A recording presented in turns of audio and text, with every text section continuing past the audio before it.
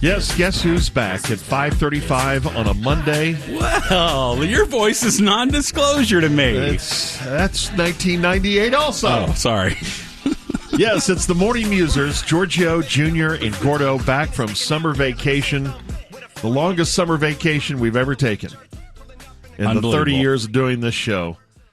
And I have to ask my two buddies here, Craig and Gordo, we wake up that early every morning? That's how we do this show? That's it. Today was a rude awakening. Normally I'm really good in the morning when the alarm goes off, but today I've been a zombie for the last hour. It was such a shock to my system. It confirms that 21 days forms a habit. Yes, that's right. The old thing. If you can do something for 21 days, you can form a new habit. My habit of staying up and watching something really dumb until midnight or 1 o'clock. Watching brain rot TV till 3 a.m.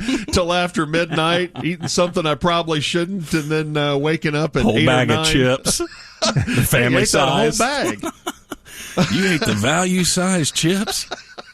Oh, well, guess I'll go to bed. You know what was funny was... And I know you guys got the same kind of feedback. People couldn't believe we were taking 3 weeks off in July. We take 3 weeks off every December, and we have for like 20 years. Yeah. But I guess it just felt different for people in July. Yes. Yeah. It wasn't the holiday season, and they were just in December. People are distracted by the holidays. I think so. So they don't notice we're here or gone. Yeah. Right. But in July, they weren't. Yeah. And to me, it just felt so much different, too, especially like last week. I felt like we have not been at work in like 6 months or something. Last week, I felt unemployed. It was beginning to feel a little unemployed to me. I used to work at the Ticket. I hope my fob works next Monday. They may just keep on it going. I was absolutely sure all my credentials had been pulled when I got here this morning. None of my fobs would work. I was afraid that the great Gordo may be like in California this morning because we were at an event. We did see each other this weekend. We did. And which had to be reassuring to you that, okay, at least I know we got to him 2 days before. Still in town. Yeah, he's still in town. He's okay. And he knows because someone in your family said, so I understand you're going to training camp on Sunday. And I went, no, that's next Sunday. No, I think it's this Sunday. And I was like, no. Yeah, he was the one. So. He was the one that told me that we were going to training camp. He let me know. It's next. It's next week. It's next Sunday. But he scared me when he first asked me that. Well, he scared me because then I thought, crap, Gordo's flying out here in a couple of days or tomorrow. But I'm glad to see you here this morning. That you didn't fly out of town. We do have a lot of catching up to do. A lot did happen while we were out of town. Did it? I don't know. Catch me up. What happened while we were out? My God. Yeah. I was just thinking in the world of sports, but we've had an assassination attempt and an incumbent president drop out of the race. Unbelievable. Within a week of each other. That happened while we were gone. We also had a number of things happen in the world of sports to our local teams. We have a new look Dallas Mavericks team that made it to the NBA Finals, and Klay Thompson coming to town. We'll talk about that here in 25 minutes, what the Rangers have done while we've been away, and we'll do that at 6:55. They're still hanging in there. Wouldn't say they've made a great run. They did for about 10 games, have a nice stretch while we were away. But we come back with him just about in the same type of position. We'll talk about that at 6:55 and the big day for Adrian Beltre yesterday. In a couple of days, we'll send part of our ticket team to California and Cowboys training camp. We'll head out there next Sunday. We didn't leave yesterday. We'll leave next Sunday for Cowboys training camp. Starts here in just a couple of days.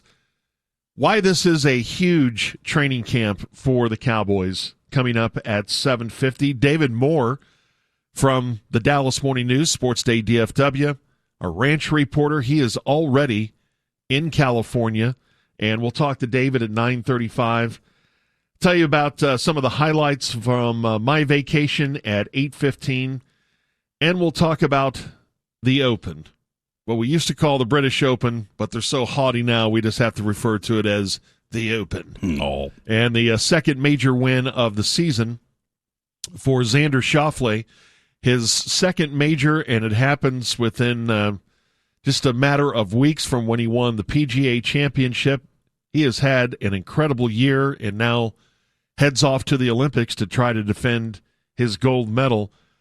There was some pretty good drama and some really interesting golf over the last 4 days, and how that affected my my attitude towards playing in Scotland, because after going there in December, I think I did watch it differently this time around, and got some thoughts on that. We'll talk about that later this morning at 8:55. As we get back, I would say that is the biggest shock, is the whole sleep schedule. Obviously, I did change my sleep schedule. I wonder if Junior did, because he's the most disciplined of the three of us. I know you didn't wake up at like 4 o'clock every morning, but you probably didn't stay up as late as Gordo and I did either.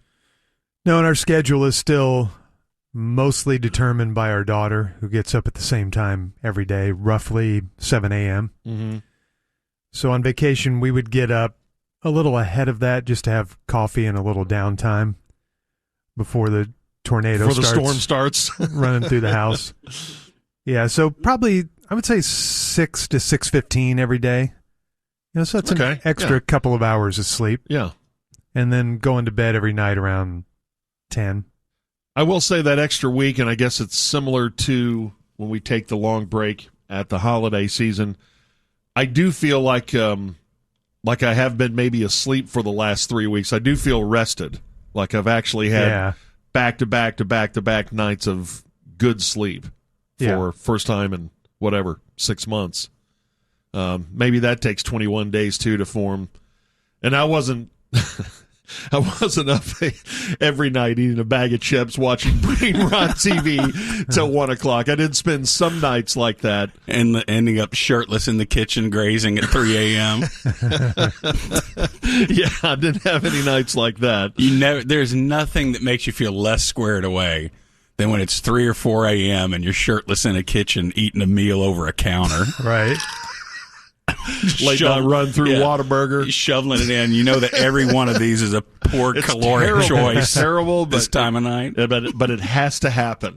Yeah, it just has to happen. It just has to. You don't even have the care to sit down. No, you're going to stand. That makes it a little better. Acting like you're on the run. And then you just having to do the panic lurch when the lettuce and tomatoes coming out the back of the burger. Panic lurch back over the plate. Call the dog over.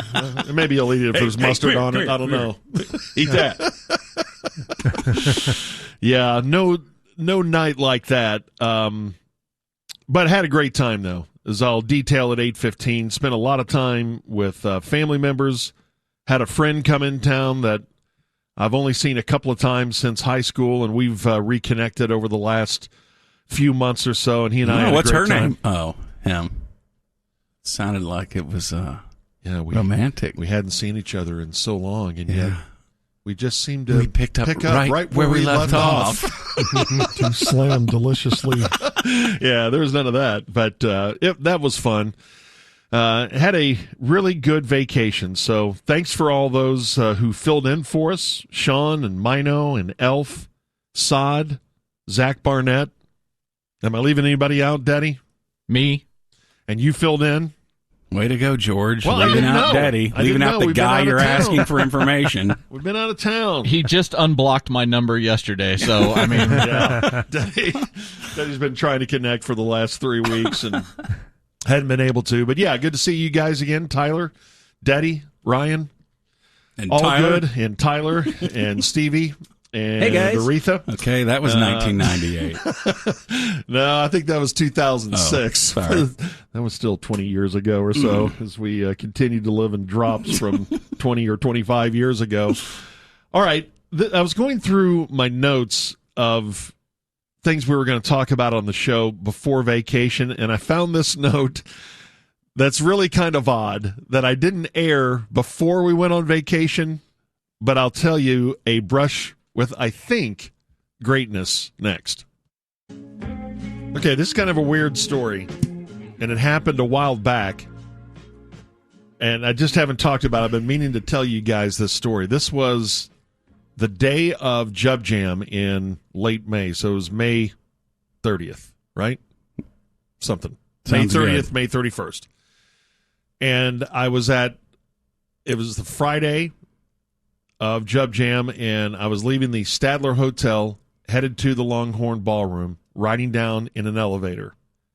And I walk in, and there was a man in, looked to be his late 20s or 30s, beard, heavily tattooed, including facial tattoos, and he was with a kid that was about 8 years old. And he reached out his hand, and he said, "Hey, George, how's it going?" And I said, "Good, how are you?" Shook his hand. Just been busy, just got back from New York, but glad to be back in Dallas, spend some time here. I went, doggone, that guy looks like Post Malone. Oh, wow. Wow. And we both arrive in the lobby, and he said, "Hey, see you later." And I said, "Okay, see ya." And I didn't go and immediately see a picture of Post Malone, so I don't know if it was him. So I have several questions. Number one, but after watching a live performance, not like in person, but I saw him some award show or something, and it was Post Malone. He's got a new album out. It's really good. He has that big duet with Taylor Swift, doesn't he? Yeah, he's on that. That's on her record. Yeah. Isn't he extremely identifiable? Yeah. Well, number one, He's Like Number you'd one, either I know, know. or not. But he had a hat on, and I've never seen him in person. Okay. And I think he has lost some weight, so he looked a little different. And outside of the beard and the facial tattoos, you would say, well, yeah, immediately. But number one, that's a little more common now than it was 20 years ago, the facial tattoos. Right. So he's not like the only one in the world that has them. But the thing that really threw me off is, this is why I think it wasn't Post Malone. I don't think he would stick out his hand and say, "Hey, George." I don't think he has any idea. He's a sports fan. He probably listens to the ticket, but He's from here, so from Grapevine, and I understand that. As he said, it's good to be back home, but I just don't know. So this is from roughly that time in May, and he's wearing a hat there. Does that look like the man that accosted you? Yes, and I wish think we he knew. had on that Accosted. hat, that Dallas hat, that with the backwards letters, whatever they call that brand. Okay. So, I mean, that's like there I think aren't I that had a brush with Post Malone. there aren't that many people that look like that. Right, I No. know it. No. So what you're saying is you missed a chance to get his information and have him on our Could show. had him on our show. Yes. If he knew I missed you, it a lot. Yeah. then he would probably come on the show. Yeah. So, Post, if that was you he- and you listened to the show, Well, guaranteed that he walked away from that exchange going, George has no idea who I am. Right. good. I tried to act like I I'm- knew who he was. He's like, that hey, famous, and you brushed him off. I didn't brush him off. I said, "Hey, how's it going?" Yeah, but he knows whether or not you're treating him as if you recognize him or not. Am I supposed to call him Post? Sure. Okay. Yeah, yes. He's not Have you ever pre-Malone called- anymore. Have He's you now. ever called anyone Post? Or dog or bro. Yeah. Yeah, I think I was very generic. "Hey, man, what's up?" So I acted like, You hey man, what's up? yeah, the "Hey Man, what's up" rodeo was back in effect. That's also from 1998. But okay, so there you go. I may or may not have had a brush with greatness with Post Malone. Way to go. I gotta admit, I missed you guys over vacation. I thought about you guys so many times during vacation. Something funny would enter my brain, and I'd want to joke around about it, or I'd remember something one of y'all said that cracked me up, or that we've laughed about historically.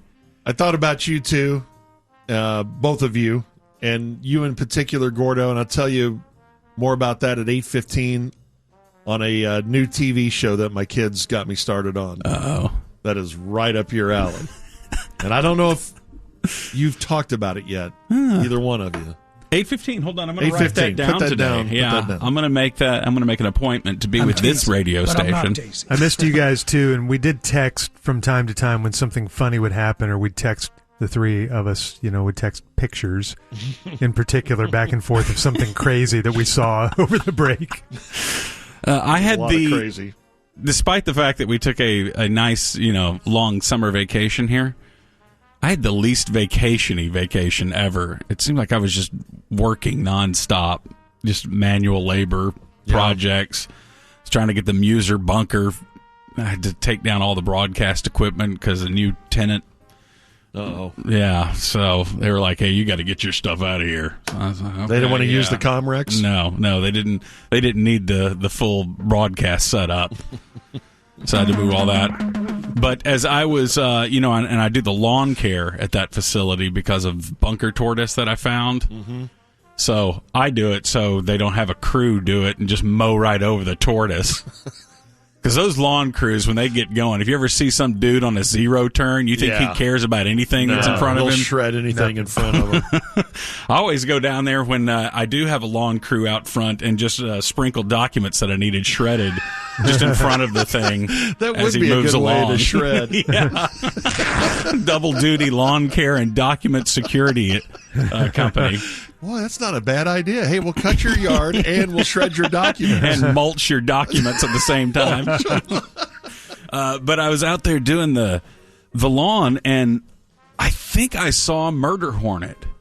Wow. You remember when that was the big thing that was going to kill us all and take away our democracy? Yep. Was the murder I may hornet? I've seen one too. I'd never seen one before, and I thought, okay, this is the typical news media trying to scare us. And then I was mowing the lawn in my walk behind. John Deere 14 SB, pretty nice little not a bad motor, model, which I picked up over the summer vacation and rebuilt. Stop it. Bought it for parts and then put it together. How many extra lawnmowers you have? You don't worry about anything right now. But so I'm mowing it, and I look alongside me, and it was tracking me like a drone. What does it look like? It was. I swear this thing was like 3 or 4 inches. I mean, it was a small hummingbird of that's what I saw a hornet. Too. Wow. Was it like red and black? Yes, I saw the same kind of thing, and I didn't even think murder hornet. I just said, "Wow, these daubers are gotten." Now I don't know if it was a murder hornet, but it was big. I've never seen anything like it. And it was tracking right alongside me, flying about 3 feet above the ground.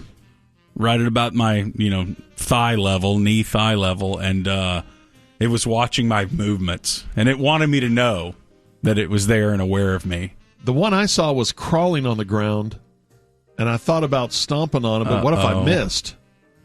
Yeah, it would have sent out the signal, and you're dead. They would have issued murder hornet justice on you.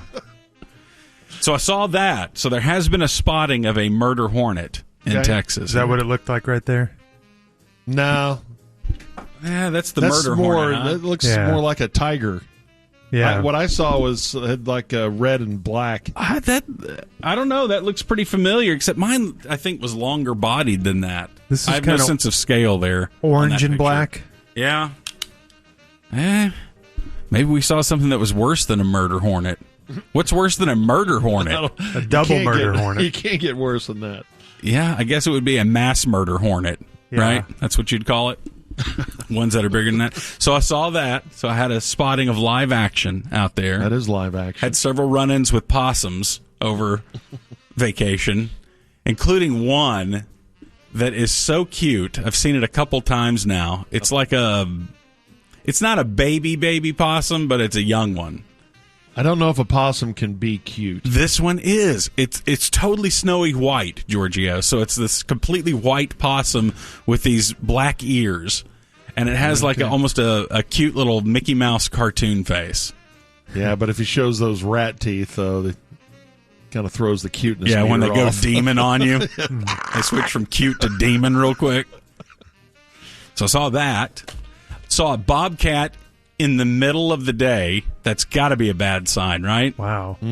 Now, it did run away from me, which is good, because usually when they go rabbit. They they're not scared of you at all. Right. But this one did leave, but it was real skinny, and it was the middle of the day. Oh, and that's it not was, good. I know it. He needs food, and he will eat a human being. I know. Recipe for disaster. Okay, something I didn't do over vacation, but did read a lot about, is salmon sperm facials. This is what I've missed. On a recent episode of The Kardashians, Kim Kardashian talks about that she enjoys that on her face. Gosh, we're back to the Kardashians. Yes. We can't even come back for one day. They are our royal Stop family. caring about the Kardashians. George. How kinky is that salmon? Well, I don't know that the salmon is there in person. He doesn't want to do this. She said on the show, I got a salmon sperm facial with salmon sperm injected into my face. And Jennifer Aniston has come out in support of this. Back, I think it was last year. She said that she also gets salmon sperm facials. What? You just thought of a line. I can clearly see it on your face. There's a line in your head There's right no now line. that you want to issue, but you were thinking that you want to preserve your job right now, so you're not doing it. What are you talking about? What am I going to say? Like I'm going to knock on her front door dressed up as a salmon or something? There it is. I would say something like that. That's what occurred in George's head that he didn't want to share with us. Right. But I forced didn't him want to share it with you. But apparently the world of beauty has been obsessed with salmon. Who tries this for the first time? I don't know. Who says I'm going to give a salmon a treat on a Friday night? Like, what? How does this occur for the first time that someone tries it and then realizes the next morning that their face looks awesome? All right. As they look in the mirror and their face looks like a glazed donut. God. Jeez. What? My first odd Google search post-vacation, origin of salmon sperm facial. Maybe that should be Jerry's question. Yeah. Has Jerry ever gotten a salmon sperm facial? We asked him if he's ever caught a salmon. Well, I did, and I did. Would he say what, or would he immediately understand what you're talking about? He would have no idea. It started in Korea, a Korean beauty trend that has caught fire in the U.S. I didn't know they they- had salmon there. They always do. You didn't know they had salmon in Korea? No. Did you? DNA from salmon testicles is being hailed as the latest wonder ingredient for our faces. That was childishly worded.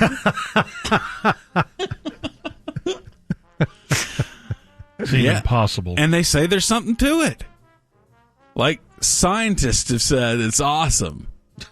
Scientists say that they get this salmon sperm. It's harvested from salmons without harming them, it says. Well, How do they know? I How don't does know a that, human know that?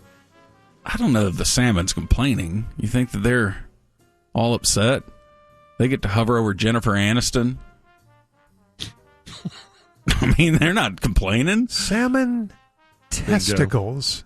Do Yeah. salmons have big balls? Oh, yeah. Huge. Looks like they're swimming around with truck nuts trailing behind them. That's a bingo. What? Truck nuts? Truck nuts for you, yes. Never talked about truck nuts in my life. I need to hang some on the back of your car. Didn't I one time threaten to get a truck badge and put it on the back of your car? You remember that? Yeah, you've threatened me a lot of different ways. You've threatened me a lot of different ways. But yes, so they do this at salmon hatcheries. I guess they do this to lots and lots of salmon. They crafty them and get their Bingo, yeah. semen through abdominal massaging, it says here. You have to squeeze them in the right spot and they will give you their most prized fluids.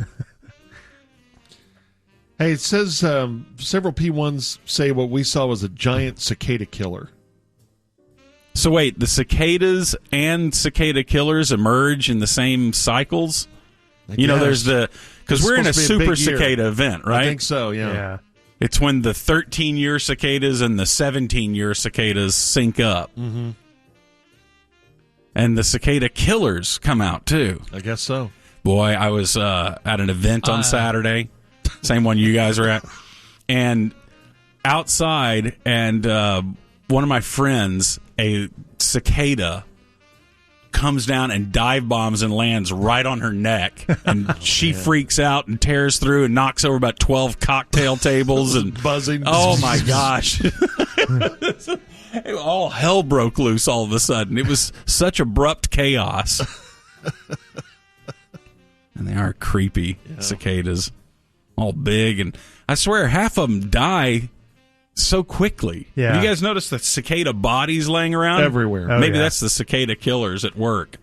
Yeah, if you look closely at those cicada bodies on the ground, you'll see that there's little tiny knives stuck in them. Chinese throwing stars in their necks. It's the cicada killers. It must be. That are going after them. Anyway, salmon facials. The Kardashians are endorsing it now.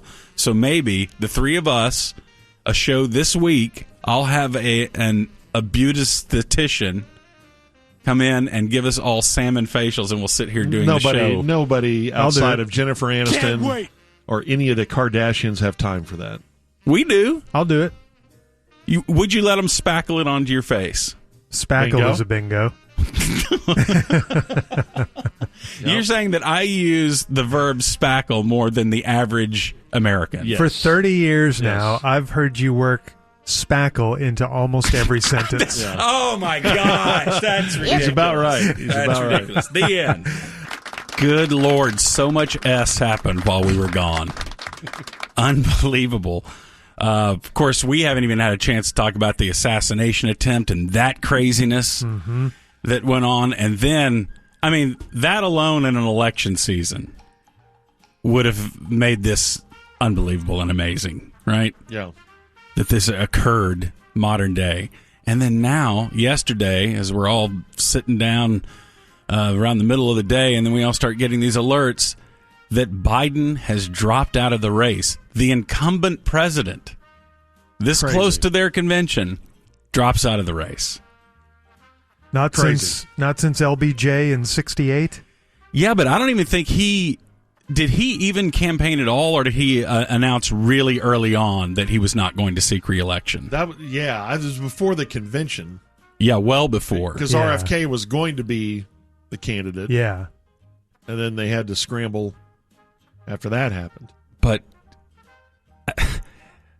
it's so crazy. This has been the wildest few weeks. But you could see it coming after the debate performance. After the debate, yeah. Did you see the college football writer for CBS Sports? I forget his name, but he had a great point. He said Joe Biden found out what college football coaches have known for a long time, that as soon as the big money donors lose faith in you and stop contributing, you're done. You're done. Right. Yeah. Same thing. So he drops out. He issues a statement. He's at his home in Delaware recuperating from COVID right now. And he issued a statement saying that he felt it was in the best interest that he drops out of the race. And then not too long after that, they let that announcement get out there for a while and everyone react to it. And then shortly thereafter, he put out a statement endorsing Kamala for the nomination. And it looks like that's what they're going to do. I don't think they're going to do an open convention and let this debate rage on in public as to who should be the nominee. I don't think so either, just because there don't seem to be any other strong candidates that might emerge. Yeah, and we're talking about this morning. I bet like 15 years from now, we'll look back and go, that happened the same week? Right. Yes. Those two events? Yeah. What, 8 days apart? Yeah. These things happen. And the small group of senior advisors from the campaign and the White House that were told about this in a 1:45 p.m. call, I'm not sure, this is probably Eastern time, to relate to them Biden's decision. And then his campaign staff released the message on social media 1 minute later. So his highest level advisors only found out 1 minute before the world did. How crazy is that? So I guess it'll be Vice President Harris who will be put forth as the nominee for the Democrats. Wild stuff. So we had that. We had the assassination attempt. There were lots of deaths that happened while we were gone. Yes. Who are the ones that you're aware of? Did you know about Dr. Ruth Westheimer? Yep. Age 96, I believe. Died at the same time as Richard Simmons. I don't know if it was related, if it was a murder-suicide deal. I have no idea. I don't think so. I didn't read about it. Let's go ahead and rule that one out. Okay. Shannon Doherty died while we were gone. That was shocking. Bob Newhart. Bob Newhart died. Yeah. I loved him. He was in his 90s. Yeah. Had to be, 94? Somewhere in there. Guest of the Musers, I believe. I think we had him on once on the phone. Absolutely. It's huge. And one that hit me hard right when we went on vacation, the great Martin Mull passed away. Oh, yeah. That's right. I thought about you when I heard that. Yeah. Loved Martin Mull. Barth Gimble from Fernwood Tonight. He was so funny with Fred Willard as his Ed McMahon. Mm-hmm. That was a really funny show, and I loved Martin in anything he was in. Yeah. Who else do we miss, Daddy? Who else died while we were gone?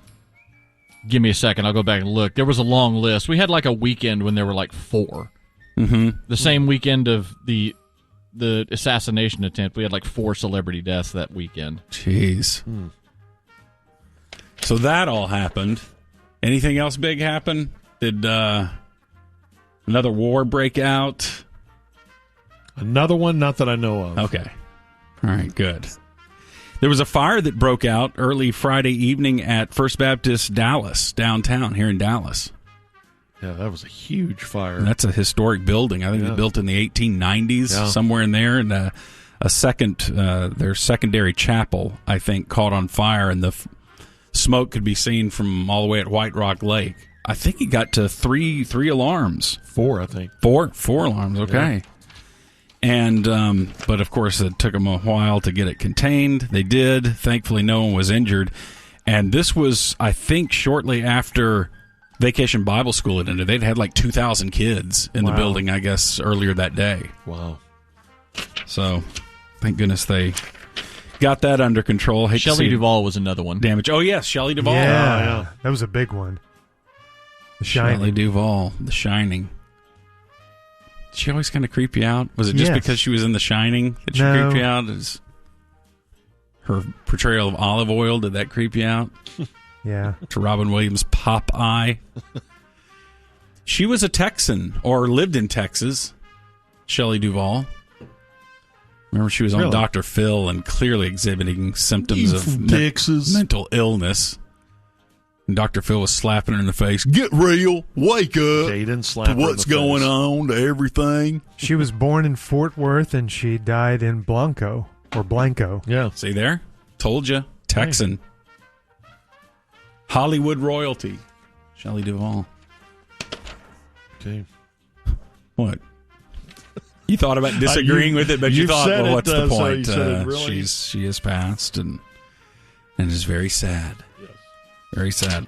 Also, speaking of Dallas Fire Rescue, that responded to that fire, First Baptist Dallas, we had a truck of theirs that drove off an elevated roadway and landed on the dart rails below. Dang. At Interstate 345 near South Good Latimer Expressway. And I got an alert on my phone. I was driving near downtown, I think, and an alert on my phone said, "Hey, watch out, this is all closed down here." On my phone. Now, how did they get a hold of me on the phone? I must have been using one of the transportation apps at the time, and it sent it to me. But yeah, what happened? Was it raining at the time? It was raining, and the truck hydroplaned and goes off the elevated roadway and lands down below, and 4 Dallas firefighters had to go to the hospital. Oh, man. I imagine. Yeah. I guess it's a great thing that no one was killed in something like that. Yes. You ever? That's quite a drop. Don't you think it'd be a rough ride in the back of one of those Dallas Fire Rescue like ambulances and stuff? Yeah. You just assuming poor suspension? I bet you those things drive a little stiff, and the guy's driving wild ass because he's trying to get you to the hospital or something. And I've ridden in an ambulance. When I got why'd you say it that way? I don't know. I think I need one now. When I got hit with a golf club, I got taken to... You did? Yeah. Wow. I don't think I've ever ridden in an ambulance. I haven't either. And I thought it was a pretty smooth ride from what I Really? remember. Yeah. You ought to start reviewing ambulances and giving them ratings on how smooth a ride. Haven't we developed the technology? I mean, we've developed AI, which is going to make us extinct and turn the world into a data center. You think we'll have robot Why ambulances? can't we develop... No, why can't we develop some kind of... like an isolated room that floats on the back of a truck, that the suspension is done on gimbals and stuff like this that keeps it absolutely flat and level the whole time. Yeah, if we can put a man on Jupiter, why can't we do that? We haven't done that, but... Yeah, Gordon, good idea. But we'll see you later, buddy. Hey, stay and visit me a little bit longer. Hey, we'll Doctor says I'm going to be out of here soon. No, I don't want any more ice chips. I want to tell you about my idea about ambulances. So it doesn't move at all back there, huh? Okay, no, the room stays completely still that they're in, and they do it with robot servos. Okay. Yeah, they do it with servos Technology and gimbals. and stuff. Love that idea, but the nurse says you need some rest. No, she said I got gonna time. leave. I'm not tired right now. We'll see you later. Yeah, you Take a guys nap. would be trying to get out of there as soon as possible. Hey, man, we're not going to stay long. We know you're busy. I got nothing going on, guys. Please stay and visit with me. The rest thing that Craig brought up. Don't need rest. I've been laying in a bed for a week now. I want to talk to my favorite musers. 4 injured in that most serious accident when it went sailing off the bridge. You don't need to use sailing. My mom always did that. If anything went off of something, it sailed off of it. Just sailed right out there. They knew they were dead. They didn't even try to rescue them. They just knew they were dead in there. Like, Mom, I bet you they did try to do something, What about CrowdStrike? This was another big thing that happened. I knew people that couldn't get in town. People who were visiting in town couldn't get here because CrowdStrike hit some, and I don't understand it. It was some antivirus thing that the update didn't go well with Windows, and it wasn't a hacking that happened, but it was a software issue that caused an outage in banks, airlines, healthcare, and it not just here in America, but obviously in Europe as well. It was that whole updated thing, right? Yeah, they updated it, and everything froze. We couldn't. I think the blue screen. It was like, they got the blue screen of death. Yeah, that's a new term. I hadn't heard that one. Oh, that's an old term. Is it? Yeah, Okay. the Microsoft blue screen of death. But I think it couldn't be 33,000 flights affected, could it? There were thousands. Yeah, 33,000 total flight delays, 2,700 cancellations on FlightAware. But all from CrowdStrike, the cybersecurity firm that provides software to scores of companies worldwide. CrowdStrike, paralyzing, and it makes you realize how vulnerable we are to this. This wasn't even a cyber attack. This is just running the patch to make sure that they didn't see any problem. It's compatible with with solitaire on the computer, and it freezes the entire world. Even Britain's, I think, railway system was affected by this. Wow. Did you hear the Troy Aikman Lamar Jackson thing? No. Yeah, over number 8? Yeah, over number 8. Who was the best number 8? Lamar Jackson filed a U.S. Patent and Trademark Office complaint against Troy for his trademarks on the number 8. Because they're both number 8. And saying that it's causing confusion among people. I guess they both have brands. Troy has his beer, and I guess Lamar has his foundation. Is the 8 Foundation or something? Yeah, Lamar's got a bunch of other things, though, with 8 as well. Okay. And Troy uses the 8 all spelled out. Mm-hmm. And I think Lamar uses the numeral 8. So that's, it's not a direct violation, but Lamar is saying that it causes confusion. And I thought Troy had a pretty funny response to this lawsuit. He tweeted out, "Hey, Lamar, looks like a worthy conversation over a couple of cold 8 beers." My beer that has the number. And he added, "Maybe Steve Young can arbitrate." I'll go ahead and make a ruling. Let's see. 3 Super Bowls for Troy and 0 for Lamar. I rule in the favor of Troy Aikman. I knew you were going to side with Troy on this. Here we go. Maybe get past a divisional game. All right, George Clinton. I'm from Parliament Funkadelic. I just want to tell you I'm turning 83. 83. 83, wow. Danny Glover, 78. Mr. Glove up. You keep doing that, you're going to have to register your lethal weapon. He has soft voice in movies to me. Yeah, he does. Albert Brooks, 77. Greatness. Don Henley from the Eagles. Wow. Is 77 today. Dallas' own huge P1. Yeah, huge P1. Huge. Yeah, that's true, but... condolences to the Wilson family. Oh, yeah. Willem Dafoe is turning 69 today.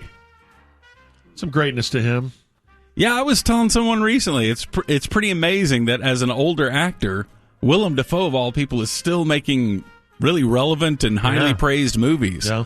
I saw him most recently in that Emma Stone deal. Yeah, that was a great film. Really weird. So creepy. You got to see this, George. What was it? Poor Things, I think it's called. Poor Things. Poorer Things. You got it right. What? Poor Things. Yeah, great film. John Leguizamo, 64, from Romeo and Juliet and Moulin Rouge and bunch of things. Emily Sailors, 61, from the Indigo Girls. David Spade, he's turning 60, still talking. I've always liked really, him. I always thought he was funny. Really relaxed and He's everything. funny. I think he's funny too. Reese F. Hans, 57, What? from House of Dragon and Notting Hill. He plays Otto Hightower, I think. Selena Gomez, 32. Ticket's own. Is she? Yeah, she's from here. Yeah, but She's I don't know a that she's P1. ever listened. I'm sure she's been on the show. She was at Ticket Stock. Tim Brown, 58. He's tickets. Yes. He is Tickets On. Woodrow Wilson. Sergei Zubov is 54. Greatness. Yep. Keyshawn Johnson, speaking of, yeah. Boy, this is a birthday. Yeah. Cowboy I'll great. have to compare those two.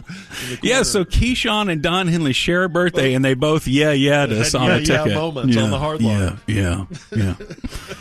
Ezekiel Elliott, 29. Wow. He's only 29? Only 29. He seems like he's 40. I know.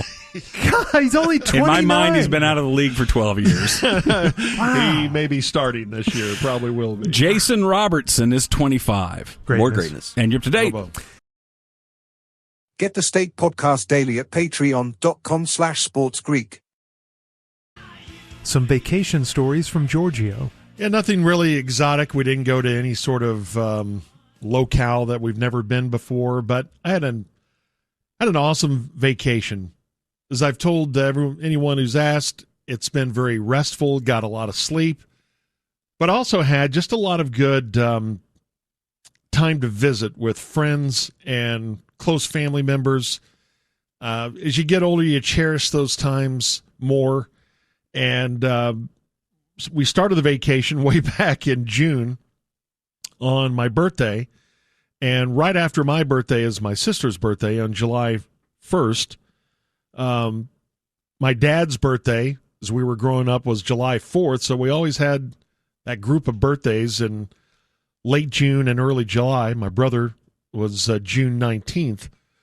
So sometimes my mom would just do, like a cake for 3 of us. But she was always so sweet that we all had different likes in cake. But as time went by, I fell in line with my dad and my sister, and we would usually share a cake. And it was my mom's German chocolate cake. You guys have a recipe that's been passed down through generations. That's a go-to, a casserole or a cake. And in our case, it's my mom's German chocolate, which I'm told by people who cook is really difficult to get just right. My sister made it this year, and it turned out just terrific. Because if you gave me a choice even at a store, there's, say, 4 or 5 different kinds of cake and there's German chocolate, I don't know that I would choose it. But if it was my mom's recipe, it's the greatest cake in the world. What's the difference in chocolate cake and German chocolate cake? Germans, I guess they like to put the coconut and butter on there more than just chocolate cake Just a and little bit chocolate more of an icing. Intimidating cake. Yeah, well, I don't know if it's more intimidating. It's maybe a little more complicated. At least my mom's recipe is. But wow, it is so incredibly good, and that's one along with the. I guess everyone has a King Ranch casserole recipe that gets passed down. At least in Texas, we do. Those are the two, but yeah, I had a great birthday celebration, not only with the most awesome German chocolate cake ever made, but got to see all 3 of my boys, all 3 of my sons came up and spent some time with us, and all of their spouses or girlfriends. One of my daughter-in-laws wasn't able to make it, but got to see her later because we also went to Austin to see them as well. So I got to spend a lot of time around my kids, and it's kind of crazy that all 3 of them now live in Austin, and I would prefer them to live here, but that's the one good thing about it. We can take one trip and get to see all 3, and that was part of our vacation as well. We spent some time in Austin, and we stayed at the awesome Barton Creek, where there were a lot of P1s who stayed at that same hotel. I got to say hey to a bunch of P1s, not only there, but at the wine store in Graham. Max, who is a waiter at Old West in Denton, had breakfast with my brother the other day and got to meet him, big P1, and saw a number of them out at Possum Kingdom. Spent a lot of time at the lake. I would say, what did I do most in my vacation? Floating in the water, I would say I spent most of my time in vacation. Okay. Face down? No. Okay. No. Dunhams don't do that. We're amazing swimmers. You're aquatic creatures. Yes, we are. But yeah, man, the healing waters of Possum Kingdom are so magical and felt so good on the days where it was 102. Man, we've hit a cool stretch here these past couple of days. This is amazing weather for July. And it really wasn't that hot during our vacation, but it was upper 90s and low 100s, and it was great. I would say I spent a lot of my time doing that, caught a few fish, and just spent some really quality lake time and quality time on the boat. That's my favorite thing to do. Catch any sharks? No sharks. That is a saltwater creature that does not inhabit Possum Kingdom. Okay. I have heard a lot of reports of alligators lately because of all the rain we've had and just unusual spots. Well, didn't we just have a spotting of the whatever that gator that's up by you? I thought they saw it again. I didn't hear that. I think they did. Well, there was one in Coppell. Yeah. I heard while we were on vacation. That was pretty unusual. I lived in Coppell for 20 years and never saw a gator, but apparently they've got one. The guy I'm about to talk about who had a great day of music with, Cody Jinks, he lives up in Montague County, and he's got a stock pond. And stocked with gators? It's not stocked with gators, but he had one, and he had animal control come out and get him, and they've relocated the gator. I guess that's when you hear them drive halfway around the block and then you hear a lone gunshot. Muffled gunshot. Maybe that's how they relocated him. But anyway, we had Cody on the last week we were on the air, and he was putting together a benefit concert in St. Joe for victims of the tornadoes that rolled through Montague County and Cook County. He raised a lot of money in, I think it was July 12th when he did, or July 14th when he did his concert in St. Joe. Leading up to that, he was nice enough to come down to my hometown of Bartonville, and we played the Bartonville store, and I brought our fiddle player from the Bird Dogs, Reggie Roofer, who I haven't talked enough about through the years. We say, oh, yeah, we have Reggie Roofer playing with us. I've really, in the last couple of months, come to appreciate just how great Reggie is. He stole the day that day when we played at the Bartonville store. Cody was awesome in that setting. This is a guy who plays Red Rocks. He played MetLife Stadium 5 days later with Luke Combs. He's playing these big arenas and big stadiums, but as he said, he likes coming back and playing venues like the Bartonville store, which is where he got his start. And it was packed with 100, 110 people that day. And through the generosity of a lot of these people were my friends, the Bartonville store, and folks that I knew around town, they contributed with what they paid to get in that day. But we raised $11,000 to give to Cody to take up to Montague and Cook County. That's great. For his tornado relief concert. But just listening to Cody and Reggie, here's a little bit of what that sounded like at the Bartonville store a couple of weeks ago. You know I ain't just talking Nashville. You know what I mean? They don't write about me. In their magazines, I don't ask for your reviews on the songs that I sing. I've never had a lot of friends, and I'm alright by that. The people keep on coming back, raising hell. With the hippies and the cowboys, they don't care about no trains, they don't care about songs that sell. And tomorrow I'll be gone, so tonight everybody just sing along, raising hell with the hippies and the cowboys. I heard from somebody in the crowd that was there that day and said, named off all these big acts that he had seen. He said that was his favorite musical presentation he'd ever been to. I don't think it had anything to do with me, but hearing Cody and Reggie in that setting was absolutely beautiful. And we did a really beautiful thing, too, in raising over $11,000. And it was really cool for Cody to come down unannounced. It was word of mouth, and it was just a pop-up show we did, and he was nice enough to do that, and that was certainly one of the biggest thrills I've had in getting to play music. All right, I haven't watched, as we've said, we've been pretty unplugged, and that is from daily events and of news or sports, and I really didn't spend too much time watching TV, any shows or movies. Did watch a couple of things. We'll talk about this later in the week because it does relate to the Cowboys.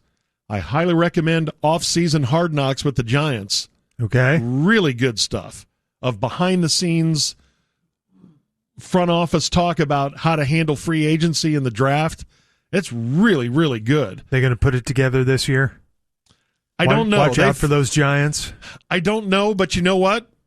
I'll take their front office and coaching staff over the Cowboys. Okay. It looks like they've at least got a plan. Now, it may not work, but yeah, I really like Dayball, and I like their GM, and it's a really, really good show and really interesting behind the scenes of what's going on with the New York Giants. Have you watched Receivers yet? No. Really good. Is CD one of them? No. Okay. Who is it? Justin Jefferson. Justin Jefferson. And I've just seen the first episode, but I've seen enough to see Debo. Oh yeah, it was I think the NFL's most interesting player, and when you throw in him off the field, Tyreek Hill too, right? Devontae Adams, you mentioned Adams, Jefferson, yeah. George Kittle, Debo Samuel, and Amon St. Brown. That's right. Ross St. Brown. Amon-Ra St. Brown's another really interesting story of his upbringing, and highly recommend. Really good. And then my youngest son got me started on this show. I Think You Should Leave with Tim Robinson. And I didn't want to burden Gordo during our vacation, but I wanted to text or reach out to him. This is another one of those shows that I swear he's involved with somehow. First of all, Tim Robinson, I've never seen anything like him. He is the most unusual He looks funny. actor. He looks funny. He acts really just crazy. And these are short skits, some of them 2 or 3 minutes that really don't have too much of a point. outside of there's about 4 or 5 people that have to put up with the very odd behavior of Tim Robinson in a work environment, at a home environment. How much of this have you watched, Gordo? I've watched probably 6 or 7 episodes. Okay. And it's really funny. It's really you need to awkward, watch very this, Junior. uncomfortable. Yeah, it sounds great. Yeah. You know who put me on to this was our Hollywood friends, Dax and Kristen. They texted me. They saw this like really early on and said, "This reminds us of you." So they said the same thing you said. Yeah. Yeah. And I would think this would be right up your alley because I've never seen more uncomfortable scenes with how someone will act in public.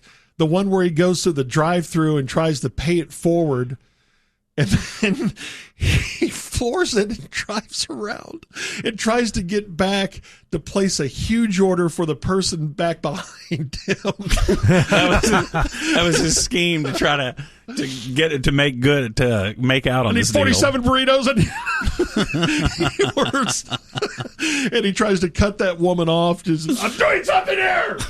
Well, he just screams at people. I've never seen anything quite like this, and I bet it makes sense for your Hollywood friends too, because it doesn't follow any sort of formula outside. Yeah, it's just a series of sketches. It's great. I think you should leave. The synopsis is really funny. It says many of the sketches revolve around someone making an embarrassing mistake in a social or professional setting, then refusing to admit to it, and instead stubbornly attempting to convince everyone that they're right and the people around them are wrong. Right, yeah. Yes. That's what he does, including trying to drive off from that scene, going over the concrete parking, whatever you call those things. Those curb? Yeah, curb, I guess, that you see in parking lots. Yeah, it is bizarre. What a bizarre show that is. What's it so on? Your kids are getting into it, huh? Yeah, they're way into it. I think that's Netflix. Yeah, Okay. That's Netflix. This next one's Apple. Have you reviewed Presumed Innocent yet? No, but it's on the list to watch. Wow. Good? Yeah. Jake Gyllenhaal? Yeah, Jake Gyllenhaal, who's excellent in it, and yeah, it's right on the line for me because some of it's really graphic, but I think the last release of at least this season, I don't know if they're going more than one season, is this week. I think maybe Wednesday. So I didn't watch much, but between Hard Knocks Receivers, I Think You Should Leave, and Presumed Innocent, I was really entertained. It was, I'm going to say quality. Okay. I'm going to say quality TV viewing while I was on vacation. All right, very good. A rough weekend for Tiger Woods, who missed the cut. On Thursday and Friday, he was not good at all. He shot 79-77. And we have a phone number for Tiger. We thought we'd give him a call right now to see how he's feeling after missing the cut at the British Open. He'll almost always pick up the phone if he knows it's us.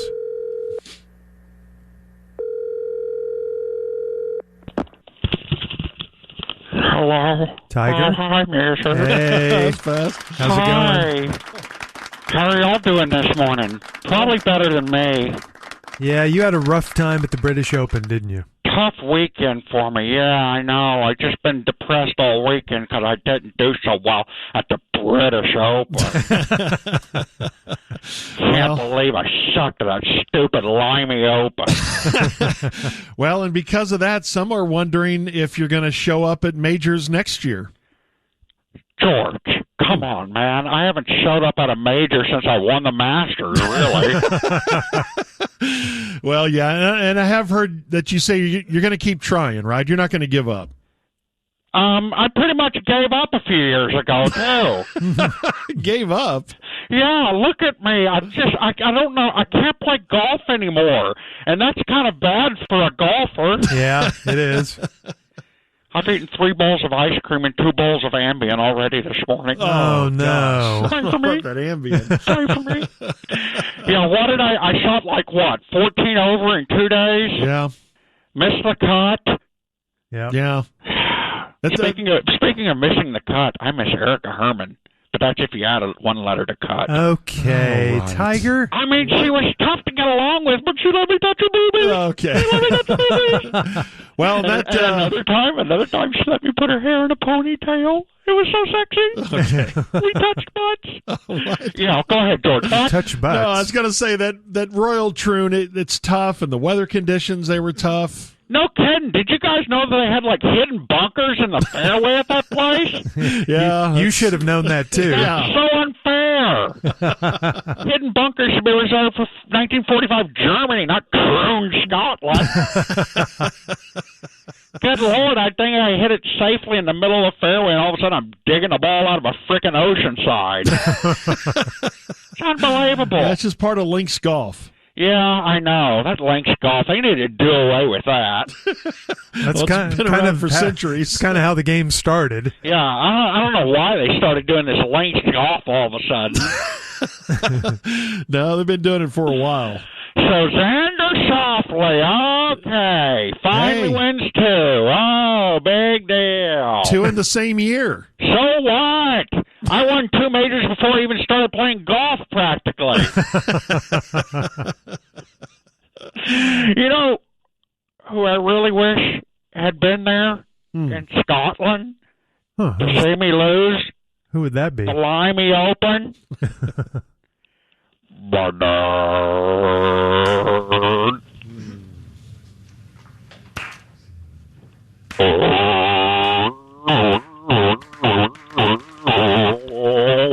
Yeah. The now unalive compost that before he was living in the great underground wet barn, this guy once got so horned up for butt stuff that he published a crudely illustrated ad on the Facebook marketplace baiting the Germans into starting a war in Vietnam and Korea against the Chinese so that he could sign up for service and then go over to Thailand to meet some nice Japanese girl from Mexico. So he hired a gang of bears and bloodhounds to sniff the world for female ovulation and finally zeroed in on a lonely Katova as she was sitting alone at her disco nursing eczema and dreaming of attending a Taylor Swift show with a friend of me that she was trying to reconnect with to prevent reputation destruction as Earl watched from the shadows with narrowed eyes toying with the front of his pants while charging his stun gun until she spotted him and took off on a rented llama while he chased her on an undersized mini bike over the Himalayas and through Donner Pass and then through the streets of Paris and across the Gulf of Mexico before she holed up in the Alamo and he attacked at night with General Santa Ana Claus and he captured her with her enthusiastic consent and bent her over the Ripley's Believe It or Not Museum's display of the Lee Harvey Oswald car and he shuffled his hips back and forth until he got double eyes and injected a little I Love Colorado into her gaping self-cleaning mommy cave until 9 months later she squatted in the pottery aisle over Joanne Fabrics and fired out a malformed fetus wiggling in a puddle of amniotic pond water that later grew up to be an Elin cheater and a 15-time major winning Genesis totaling Erica Herman Ronger. Why was his scooter undersized? Santa Ana Claus. He's shy. All right. Play better, Tiger, next time. All right, we'll see you. There he goes. There's Tiger. Bye. Okay, so we have a little bit of information on the German chocolate cake, which George claimed today that his mother invented. No. She didn't invent it. That's what I heard. She perfected it. That's what I heard. She perfected it. You said she invented it. No. And I asked what's the difference between chocolate cake and German chocolate cake. And we were talking about how German chocolate cake is just more intimidating and efficient. You said that. I said it uses coconut and more butter. Well, several people corrected us and said that German chocolate cake is not named after the country. Okay. P1 Rick says it's named for Samuel German's baking chocolate. Huh. And it was, I guess, a recipe that was shared in newspapers around the country. And it was created by a Dallas woman in the 1950s.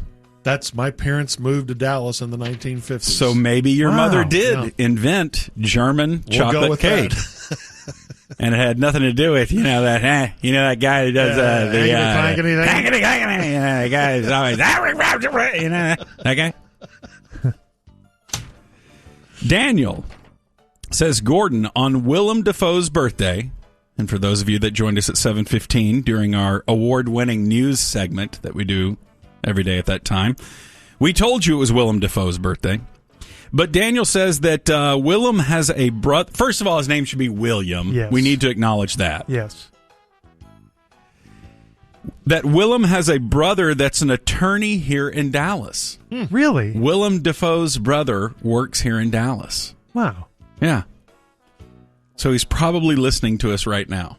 I'm surprised we haven't had him on through the years. Yeah. Yes, we are the show that has the siblings of the stars. Or moms. Yeah. If you're related to someone that we should have on the show, we will just get you on the show instead. We do have a long history of that. Yeah, We're guilty. That does happen from time to time. So thank you for that. And let's see. Oh, and then this story. Guess who's back? Who? There was at one time where this gentleman did not know if he was going to put on this headset again. Oh, yeah. Oh, Tom Brenneman. Tom Brenneman is back 4 years after he lost his job for using an anti-gay slur on the air that George defended somehow at the time. It was all I made fair. a comment Yeah. earlier tonight. On a hot mic. On a hot mic. air. Yeah. It was on the air, but he intended it to be off the air. Yes. But he was hired again at the age of 60 to be, I guess, doing college football. Mm-hmm. On the C-Dub? Mm-hmm. They do college football now? I guess so. Yeah. Should have been fired. What? Dude, what are you saying? What? You said something If under he your had made, breath very okay, quickly. if he had made another slur, what if he had made a racial slur? If you go 40 years of your career and you've never had any sort of history, you make one comment, which the way I understood it was they were at break, and the people that heard it were listening to the backhaul feed. So it was not, in other words, heard on... No, it went over the air. I don't know about that. No, I'm pretty sure that was like on was the on the actual air. broadcast. Oh, you guys are on Yes. Yes. Okay. On the actual broadcast. And I think you're thinking That does about make it this. different. I know what you're saying, Giorgio, in that that the guy doesn't deserve to just be hated for all time, and he seemed genuinely remorseful and Yes. and That's it my makes you point. What it he tears said you was up for terrible. someone because he Yes. gave this apology on the air that unfortunately became a meme There's a because drive of in a the deep left field by Castellanos home run. By the way, did y'all see Castellanos went deep about an hour or two after Biden made his announcement? It is amazing. Did he also... And there's a couple other Castellanos things, was right? It wasn't when Trump got shot, was it? He homered that day, too? He did? Homered in the ninth. What is going on? I don't know. I mean, he hits a lot of homers, I guess, but... I don't know. But it all started with Brenneman and his apology that he interrupted to call that home run. But yes, you feel bad for the guy who's out there trying to save his livelihood and Yes. seems torn up in front of you Yes. and all that. But think of it this way. If he had made a racial slur on the air and you're like, man, that dude's sitting there talking like that, Yeah, I mean... at work. Yes, I'm not saying... I'm not endorsing what he said. Right. I just think with a lot of people who get canceled for that and career, not just canceled, but until this hiring by the CW, career over. Mm-hmm. I just think with some cases, I think it's extreme. Well, he had a 4-year timeout. But he's back now, and he's back on the air. So... I just know that some of the people screaming, yeah, he should sit down for the rest of his life. I know. They've probably said something. Absolutely. That every but comment when that people they've get ever a chance to stomp on someone, they always take it. said. Yeah. Because and you pretend like you've done nothing that you could ever be stomped on for. That's the way of the We've world. all done something which you Yeah. should be stomped for. Yes. Yes. That was August 19th, 2020. You know who was playing? The two teams that were playing. Reds? You know, yeah. And He was doing the Reds and Giants? And would never be. the Royals. Mhm. Oh. Right. He prided himself on thinking of himself he's a man of faith and that people would back him up on that, and Not so no much. one did. Not till the CW No one backed him up realized except for his- George. Okay, I have here in my formerly nicotine-stained fingers Nope. a list of people that died while we were on vacation. Okay. All right, so we went on vacation in May, I think it Friday, was. June 28th. So, July 1st, Robert Town passed away. Academy Award winning screenwriter of Chinatown and Shampoo. Those were big, huge movies before when I was little, or maybe before I was born. I'm not sure when they came out. And he was the director of Personal Best, which I think Mariel Hemingway was in that. Yep. And Tequila Sunrise, which was another famous movie. He was 89. Okay. July 5th, John Landau, the film producer of Titanic and Avatar, he died of cancer at the age of 63. It's fairly young. Breaking news there. July 6th, Joe Egan died, the Scottish singer-songwriter. Died at the age of 77. That creepy Stuck in the Middle with You song that I guess Tarantino made it creepy, right? Because wasn't that I was kind of like that song. The music that was playing in, was it Reservoir Dogs when they cut off the guy's ear? Yep. And that was it. Guy's dancing around his victim to Stuck in the Middle with You, and it's so creepy. To the left, Joker's to the right. That song? Yeah. Here I am, stuck in the middle with you. Yeah. You haven't seen that scene, Giorgio? You've not seen Reservoir Dogs? No, I don't think I need to. Have you seen Pulp Fiction? Oh, the most overrated movie of all time? Yeah, I've saw it. Okay. I was about to ask your opinion of it. I guess I don't really need to do that now. July 9th, Joe Bonsall died. Country singer for the Oak Ridge Boys. Oh. Man. Wow. I'm not sure which one was he. Was he the deep-voiced guy? No, we had him on. That was Richard, I forget Richard's last name. Says here Joe Bonsall was the tenor of the group. He wasn't the one with the mustache, was he? Yeah. Oh, he was like the lead singer of Elvira. That's the dude who sang Elvira. Okay. Died of complications of ALS at 76. Man. Bad way to go. July 10th, Dave Loggins died. American singer-songwriter. Please Come to Boston was one of his songs, and he wrote a lot of songs for a lot of people that they had hits. Masters theme? He died at the age of 76. He wrote the Masters theme? Or am I nuts? Dave Loggins did? Maybe. This sounds more like John Tesh to me. Dave. July 11th. You're right, George. Okay. How did you pull that out of your rear? One of Loggins' most famous musical compositions is Augusta, which he wrote while visiting Augusta National in 1981. The next year, CBS started using it on their coverage. Okay. Go to your happy place. Wait, that song has lyrics? Yeah. It's I didn't probably know in there that. because Norm used to play it. And It's about the Cold War, right? No, No, it's Sean, not about the Cold War. Augusta. It's about the Cold War. So, Dave Loggins passed away, 76. Then July 11th, we had Shelley Duvall, which we mentioned, died from complications from diabetes. Born in Fort Worth, Texas. Died, she was living in Blanco, Texas, when she passed away. But she was in The Shining and Popeye, and what else was she in? Lots of stuff Also in My the Cousin Vinny. 70s, it seemed like. That was a drop. Yeah, that was a drop. So, is this weird? Would you have predicted that on the same day that Shelley Duvall dies, that Monty Kiffin would die? Oh, yeah, that was a big one. He passed away on July 11th, the age of 84. Wow. We missed that one. Dr. Ruth died on July 12th. She was her a appearances on Dave were just sex therapist that was popular ridiculous. in the 80s or 90s. Somewhere in there. 80s, I think, is when she... but she was popular But she in was the 90s, this too. little bitty tiny German woman who was always telling us to masturbate. Sounded like a drop. Wait, what?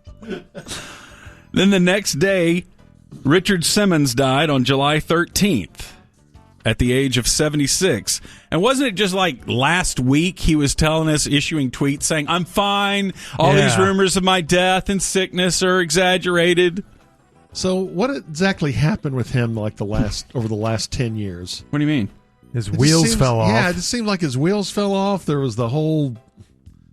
He was kidnapped, right? Or held hostage for a while. But he wanted to be. What? There was something. Richard held Simmons hostage, wanted to be yes. hostage, But he told wanted us to the be held story. hostage. No, I think that we were saying people were worried he was being held hostage by a caregiver, and he came out and said that wasn't true.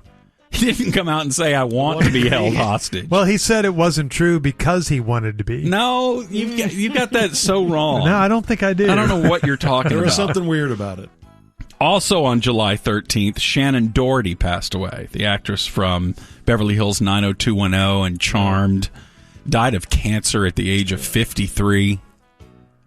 Very sad. July 14th, Jacoby Jones passed away, the wide receiver Yeah. from the Ravens, I guess, Super Bowl win. Yeah. The Baltimore Ravens. Died at the age of 40. What happened to him? That's awfully young. Don't know. Potential haven't bear heard. trap, I'm not sure. Okay. July 16th, Joe Bryant died. Jelly Bean? Kobe's dad? Yes. Wow. Oh, whoa. I didn't hear that. Died after suffering from a stroke at the age of wow. 69. Yeah, a lot of this is breaking news. July 17th, Chang Pei Pei died. I'm probably not pronouncing her name correctly, but she is an actress from Hong Kong. Cinema's first female action star. Crouching Tiger, Hidden Dragon. Died at the age of 78. July 18th was when Bob Newhart passed away. The Comedian from Yeah. the Bob Newhart Show and Newhart. And he was, for younger generations, he was Buddy's elf dad on the movie Elf, the Christmas classic. Yeah. He was Will Ferrell's Great in elf that. father that adopted him. Did you guys ever play Hi Bob?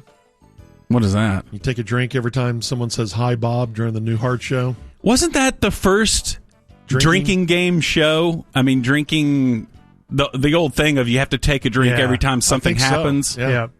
Yeah. No, I didn't drink. I was a kid then.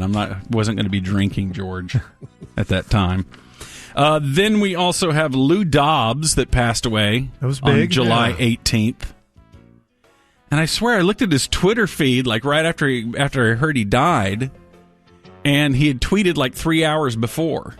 Wow. And then the next tweet is, we're sad to announce the passing of Lou Dobbs. I'm like, well, didn't he just tweet 3 hours ago? I don't get it. Wow, he was born in Childress. Lou Dobbs? Yeah. Okay, did we have him in studio once? For some reason, I have this Yeah. vague memory that Fernando got him in studio, or was that just Chris Matthews? And I'm confusing the two of them That somehow. sounds familiar that we had Lou Dobbs Yeah, on. I think you're on to something. If it wasn't Lou Dobbs, it was somebody a lot like Lou Dobbs. Well, Roy Hobbs or somebody. No, not just a rhyming thing, but like a longtime anchor, but not Chris Matthews. we've had Brent Musburger in studio. Yeah. These are longtime media personalities I'm trying to think of. We've had Chris Matthews. Did we ever have Sam Donaldson up Geraldo. here? We had Geraldo up here, yeah. Yeah. No, we never had Sam Donaldson, but I did see him at DFW Airport in a waiting area. I interviewed Sam Donaldson for my old TV show, had a sit-down with him. Wow, that's good. Now, why my TV show had Sam Donaldson on, I have no idea. I have Yeah, no he was idea wasting why I his was time talking there. to him. And then July 19th, Sheila Jackson Lee, the American politician, a representative from here, the state of Texas, died of pancreatic cancer at the age of 74. A lot of losses. Yeah. So a lot of those were news to you because you tuned Some of them, out yeah. during I know. vacation. Which one was the most shocking Sad. of all those? You have to vote on which one was the best death. That's not the best. Not the Which best. one's the number one death? The one I had not heard about that shocked me the most was Jelly Bean Bryant. Okay, George for the steal. I'm not going to steal anything. Shannon Doherty was very shocking to me when I heard over vacation that she had Why? passed. She's been battling cancer for forever. I didn't know You- that. You didn't know that? You haven't followed the I story guess of not. her cancer battles? No, Well, I I didn't. actually One support more. her, so Okay. I knew about it. Turn it around. All right, then. Oh, and also, huge local death. Zach Yes. Crane, Yes. local Yeah. writer Zach Crane, passed away at the age of 50. Very sad to sad. hear that. Very shocking. So sad. I can't believe that. He was feeling a little bit sick. From what I understand, he had symptoms of COVID, and but was feeling better, and then he passed away, and still trying to figure out what happened. But just so sad to hear about Zach's passing. We all knew Zach. Yeah. Friend of the show. I like talking basketball with him. He had a great basketball mind. Yes. He loved the Mavericks and the NBA. Yeah, and we've had him on several times. Yeah. Very sad. Yes. But Rest in peace. anyway, we're back, and now we're trying to be happy.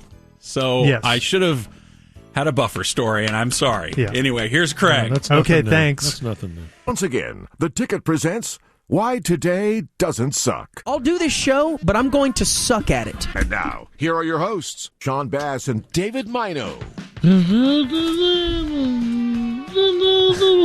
Night.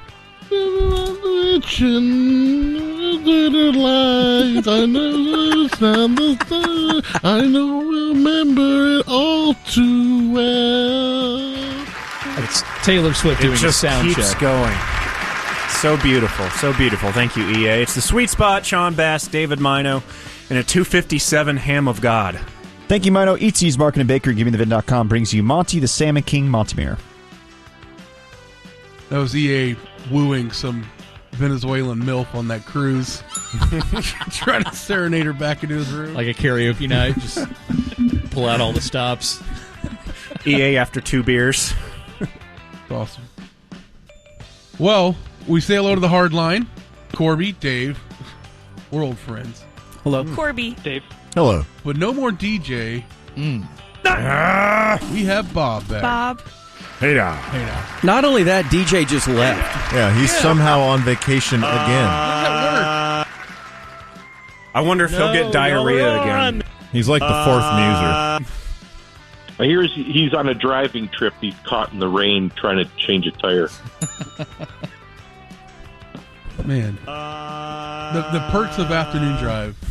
Incredible.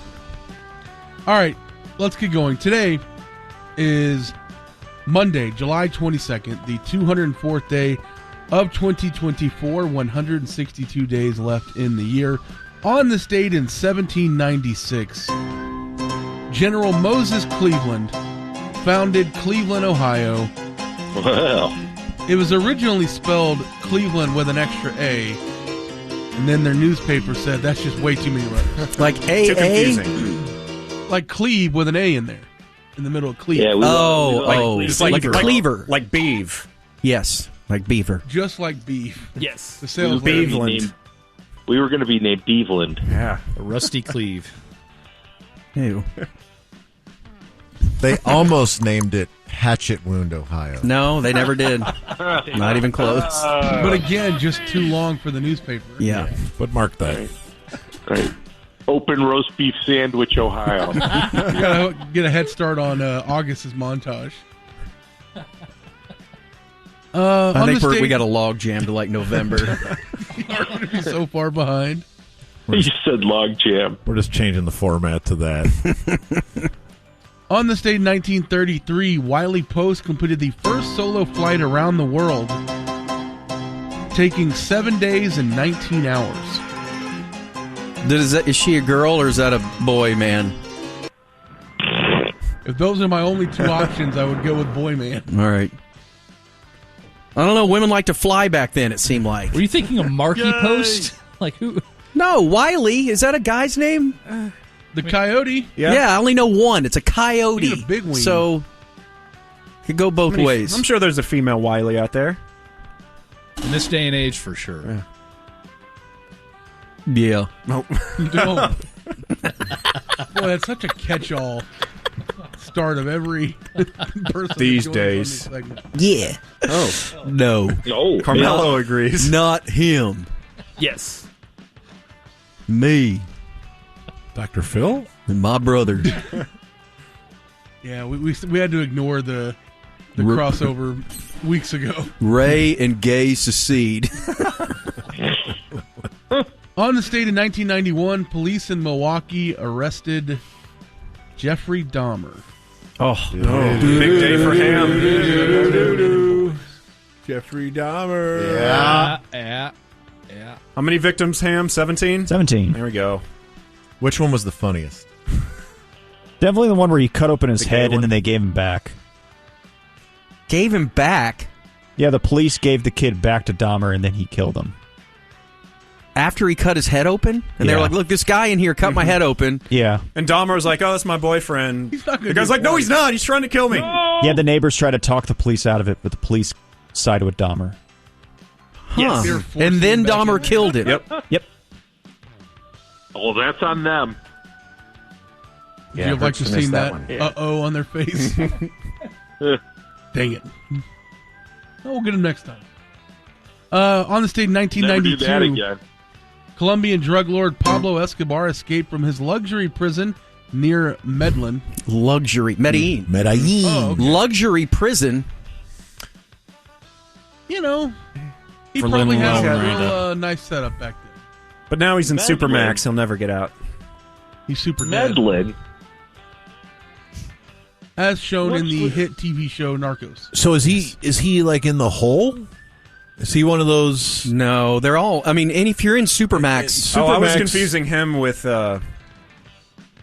Bob Knight. Chapo. Supermax has no human contact at all, right? And you don't even get to go outside? You're solitary for 23 hours a day, and I think you get like a little area you can go outside, little cage. Yeah, Escobar's dead. Yeah, of death. It's not Escobar. Yeah, El Chapo. Chapo. We were it's short man doing El Chapo humor. Didn't he escape like in the laundry basket or something? Like a motorcycle. He had He had a Kawasaki 56 or whatever. He went through the time. laundry chute on a motorcycle. Dressed up like a mascot. Dressed like at the front door. Evil Knievel. And you guys want an El Chapo update? No, Killer. Yes. I actually would. Hey. They think he's on the coaching staff for USA Baseball. No. And what about me, guy? He's tossing pepper. Boy, tomorrow night we get to see Killer. Training camp. Yeah, Rob. We're going to training going camp out early. Yeah, I forget that. yeah. Don't forget it. I hope he does Mr. Everybody- Brightside. I know. Hey, everybody, Killer here. Would that band be nearly as successful if it was just 6 of him? 6 of him. Yeah. And they all play the tuba. Yeah, like in a different key.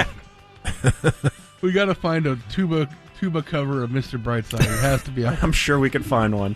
On this date in 1999, Woodstock 99 began.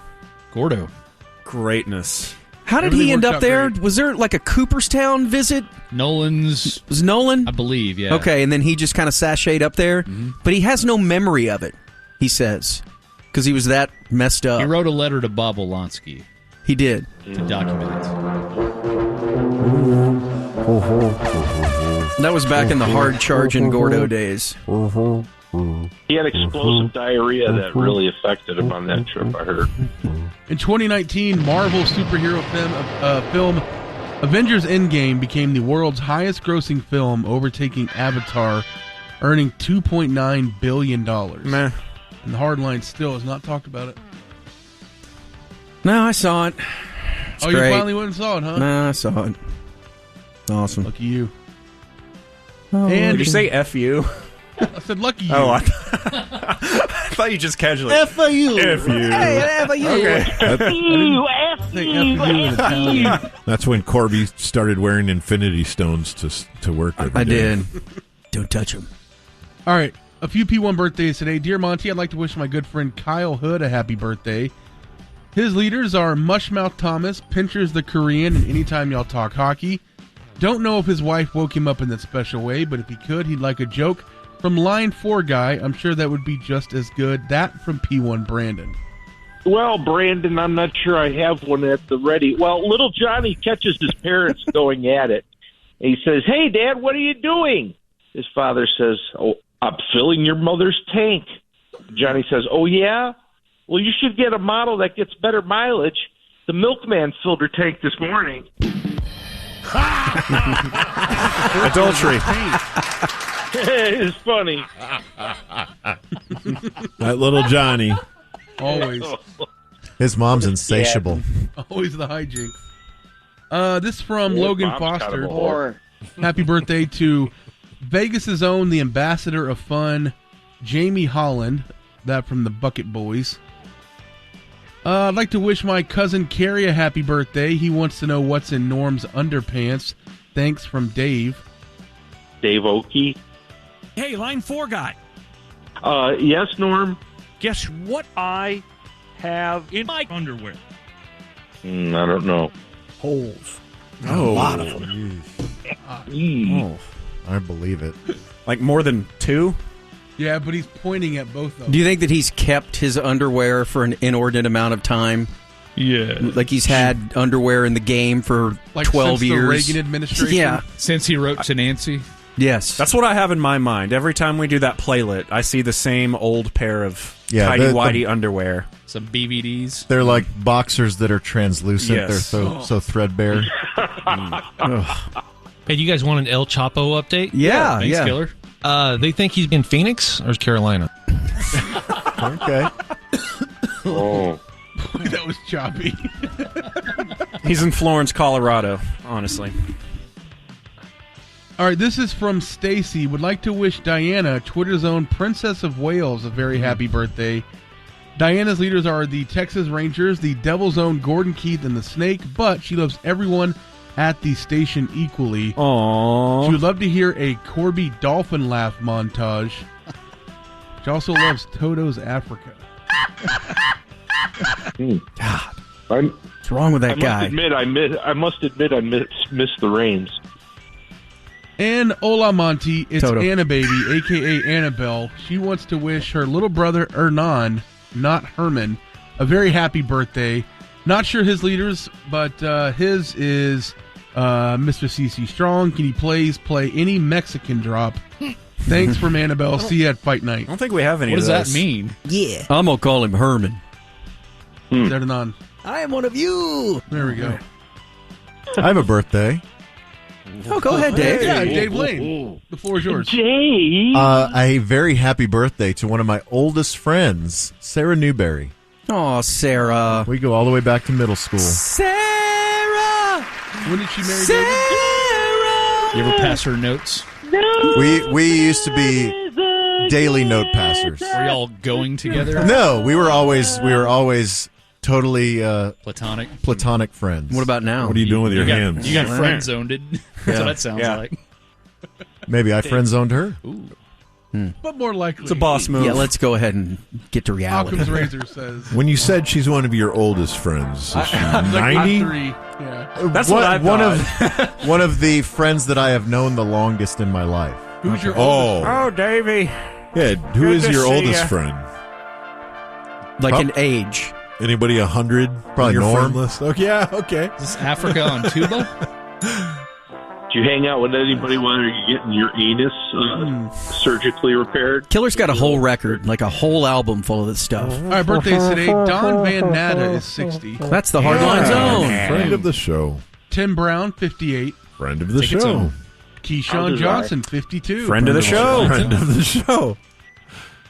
Steven Yeah, Jackson, 41, the yeah. running back. Yeah. Should have been a Always thought he cowboy. was awesome. Yeah. Should learn to have rope been and a ride. cowboy. Sean Lee, 38. I look at it 2 ways. Didn't Friend of the Sean show. Lee, he was the one that drove from Arlington to training camp? No, he In the lived. diaper? He lived in Santa Barbara. Yeah. He felt weird not taking I've ever heard. the team plane to Oxnard, so he flew from Santa Barbara to Dallas, and then got on the Cowboys plane and flew right back. Yeah. It's trying. That's ridiculous. Team guy. 29 today. True team guy.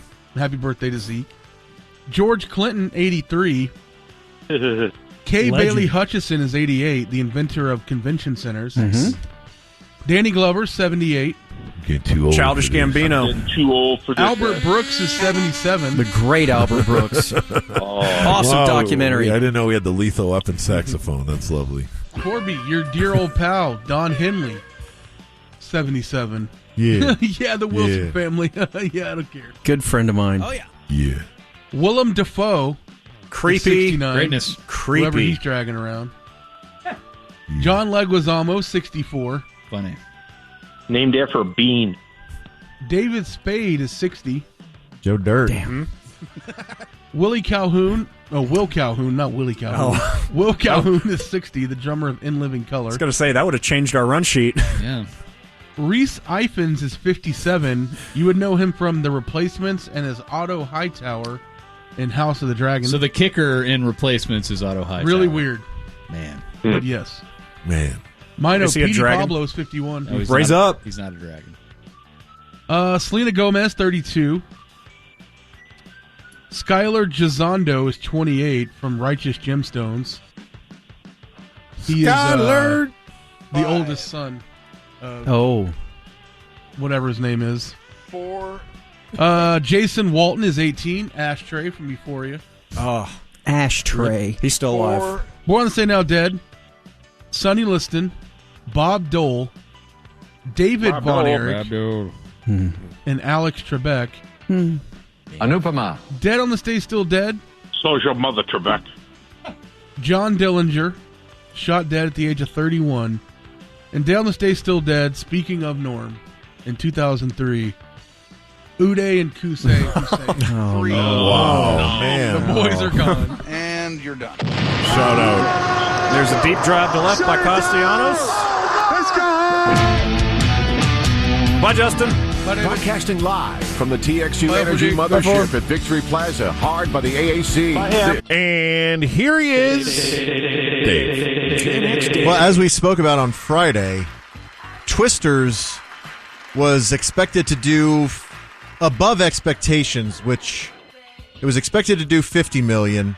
They were thinking it could do $60 million. It ended up doing $81.25 million. How about that, man? That is a blockbuster opening. And it's the third biggest debut of the year after Inside Out 2 and Dune Part 2. Only a $155 million budget, and globally it's made $124.7. And it seems that it's going to have some staying power because CinemaScore gives it an A- audience score. Mm-hmm. So it's got good word of mouth. And, of course, it's got Glenn Powell. He is now your most bankable Hollywood actor. Well, Where are you reading this? Rotten Tomatoes? Is he? I feel think like this as is of his, this moment, his first real star turn. Like he did the rom-com thing with anyone what's her but you. name? He what? Anyone but you. Yeah, anyone but you. Yeah, with Sydney Sweeney, and then But then he was also he had a significant supporting role in Top Gun Maverick. yeah, and I don't even think I knew who he was until then. Yeah, I mean, I think that was kind of what launched him on this trajectory. Okay, he loves Kenny Loggins. Yes, I like the guy a lot. He seems like a very nice fellow. By the way, Midwesterners led Twisters to outperform cinemas on the coasts. So Flyover Country really liked, Tornado Alley really liked Twisters. As a matter of fact, the top earning theater for Twisters was the Regal Warren Moore Theater in Oklahoma City. That's very Moore. That's where all the tornadoes go through. So it's like life imitating art right there. Yeah. Like, yeah, we know. Yeah, they want We'll see if this is PTSD. real. Yeah. Mino and Sean saw it. They were talking about it earlier today, how, and you knew this was going to be the case, but, you know, it's depicting a bunch of storm chasers in Oklahoma that are just all smoking hot. Yeah. Like, They all have 5% body fat. Right. They got perfect part hair. of it right. Right. On the music charts, after 12 weeks, Taylor Swift's Tortured Poets Department had held the number one spot for 12 weeks on the Billboard 200. It has beaten off Billie Eilish, Charlie XCX, Zach Bryan, but it could not beat off Eminem. All right. Eminem has dethroned the Tortured Poets Department with The Death of Slim Shady, his 12th studio album, first in 4 years. It is the 11th consecutive Eminem album to earn the number one spot. That's got to be a record. He's on a roll since his second album, the Marshall Mathers LP in 2000. So everything he puts out, no matter what, goes to number one. And Taylor, I think she knew that was about to happen, so she expressed gratitude for her album's success before the weekend, saying, I want to thank everyone who supported Tortured Poets Department. I'm completely blown away by what you've done. It stayed at number one for the first 12 weeks of its release, and that's never happened to an album of mine before, not even close. You're just the greatest. I think she also has the power to say, you know what, that little bitch Eminem, he took over the number one spot. I want it back this week. Figure it out. Right. And it would happen. Yeah, or she just releases like an alternate cover of the album. Right.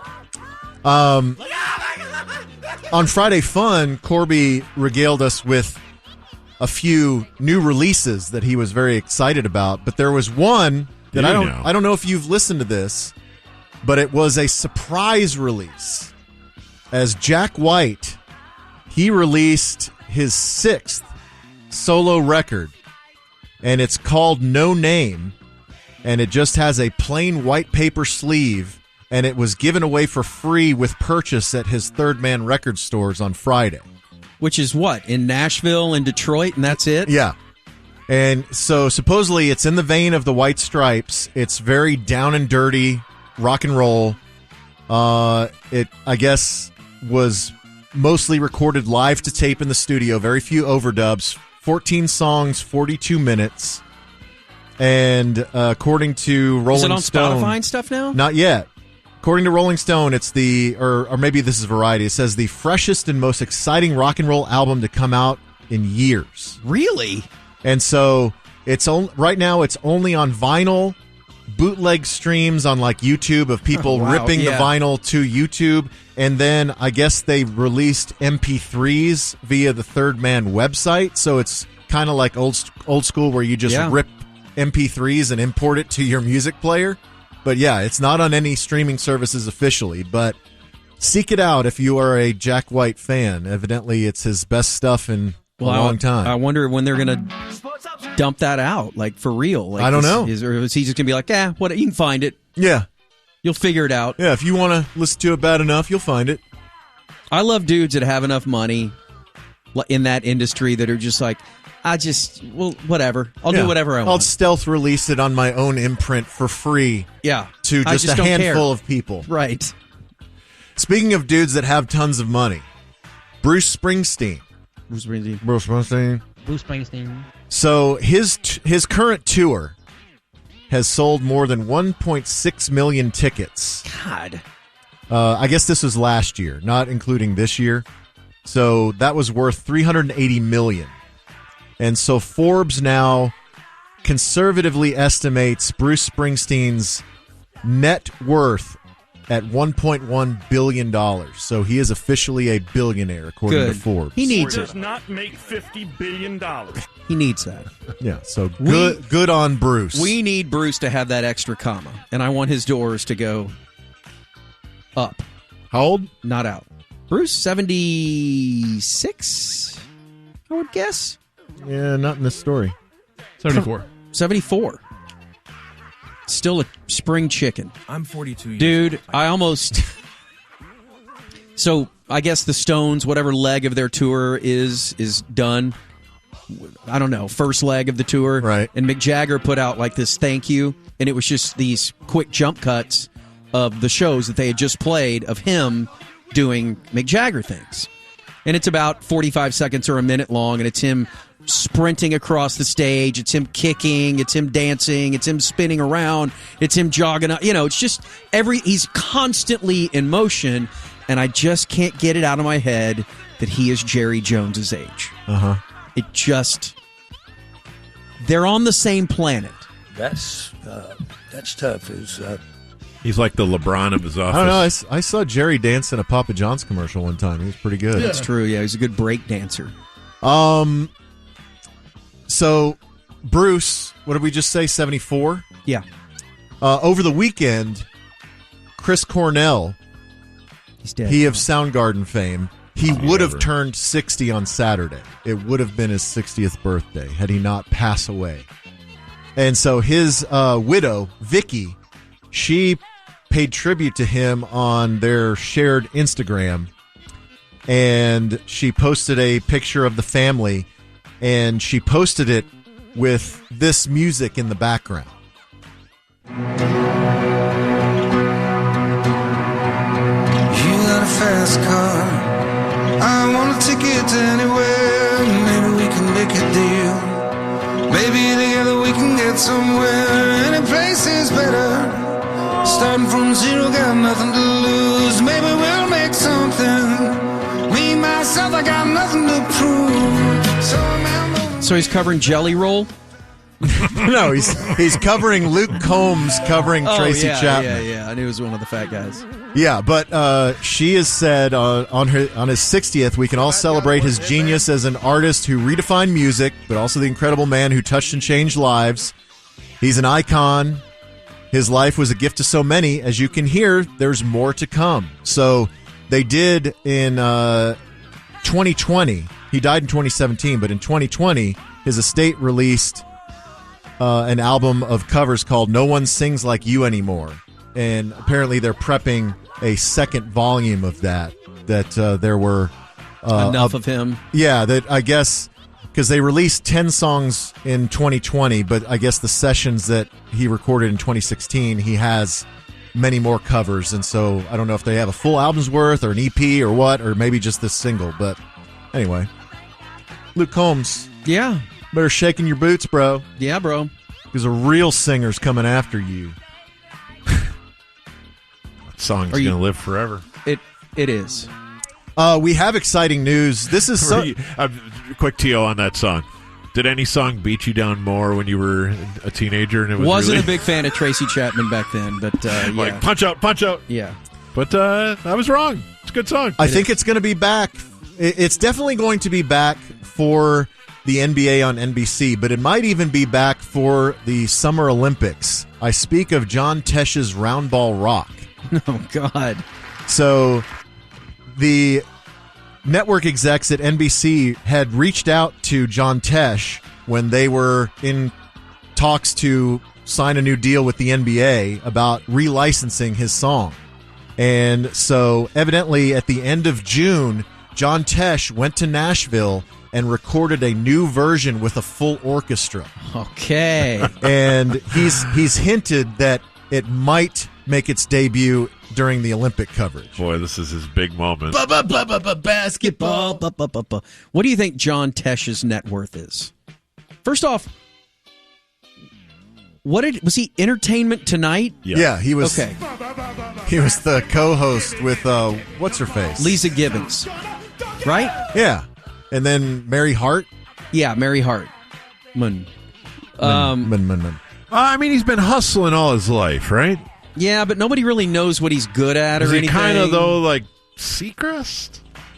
Kind of an older Seacrest? He's more musician than host, I think. Yeah. Yeah, he's won 6 Emmys, 4 gold albums, 2 Grammy nominations, an Associated Press Award for investigative journalism. He has sold over 8 million records, guys. He does live concerts that have raised $7 million for PBS, but not for him. Yeah. He's like a new agey type guy. 25 mil. You? Oh gosh. 35.